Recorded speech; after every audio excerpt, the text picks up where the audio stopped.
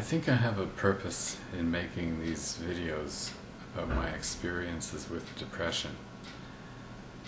My main concern with the literature that I've always seen about depression is that it describes the way things are without really getting into the reasons for why they are that way. So, one of the ways that you know that you're depressed is because you're not interested in doing things. TV shows that you used to enjoy, you can't watch anymore. That's definitely a sign of depression. But no one really gets into explaining what it is about what's taking place in your head that is causing you to feel that way.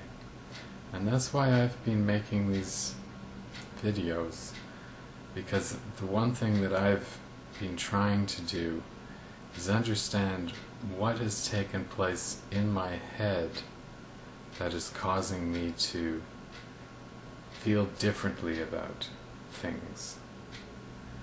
And in having done this inquiry, I've made some observations that are useful to me in a general sense. The lack of interest that I have now for things that are on TV, movies, or television shows. Well, I don't think I would find the most interesting television show that was a fictional story. I don't think I would find the most interesting one of all of them, whatever it might happen to be, appealing to me at the moment, because it's not authentic. It's not something real. And whatever has happened to my brain in depression, that seems to be one of the fundamental things. That things that aren't real, I don't seem to want to give a moment's time to. But if it happens to be a documentary on how Great Britain went to such great lengths to produce more and more food during the Second World War so that they wouldn't starve to death, well, that's a real thing. And I happen to find those shows sufficiently interesting that I can watch them. Or if it's a current events program on a subject that I'm interested in following, I can watch it. Yet, if Anne Dvorak, movie star, if her movies were to come on television at the moment, and I could watch them, I'm not sure that I would, because it's just a fictional story, and I don't seem to be able to handle that type of information right now. So again, I said that I'm trying to understand these things, and why I'm unable to enjoy, say, watching television. No, it's not the experience of, say, programs that I used to be able to enjoy. It's the nature of the programming. That's really what makes a difference here. There are other things that I really want to understand. Now, I've done a substantial number of life changes as a result of this bipolar cycle. That's it. No more life the way it was. The whole thing has to be transformed. So I've done that. I've made the changes. And as a result, I have less things to occupy myself with, because there are certain things that I don't do. So if there's any aspect of depression that is void-like, then most assuredly I have expanded the horizons of this void that I am existing within.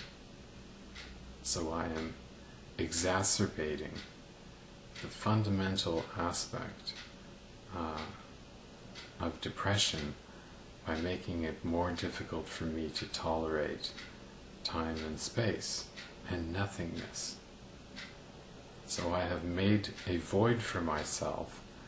Depression in of itself is entering into a kind of conceptual void, and I have gone out of my way to amplify this void into something much larger than it need be. Now when my depression passes, I really don't know what I'm going to do with my life, because at the moment I've decided, well, I'm no longer a photographer, I'm no longer a music composer except for the meandering tunes that I may play on the guitar, but nothing of any importance. I shall not do anything of any importance. No patentable ideas are going to be developed. None of that stuff. That's all gone. As I contemplate the void of emptiness, that is all that remains. What I'm trying to do is understand it, find the dimensions, as it were, of this conceptual void, and develop a new internal vocabulary, develop a new frame of reference, so that I can live with this illness, and the illness won't ruin my life. I consider the only way to do this to be the way I'm doing it. I don't trust psychiatry, and I don't trust the medications.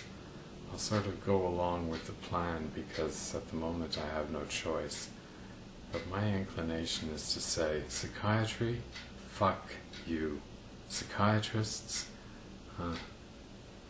you do nothing for me. So I want all of you to know that the thing that comes out of this for me, in contemplating a void, acknowledging that I'm creating the dimensions of this void by my own actions, but also that I'm unwilling to place any trust in the system of medicine and psychiatry. I think you're all a bunch of assholes with buttholes for brains. Is that clear enough?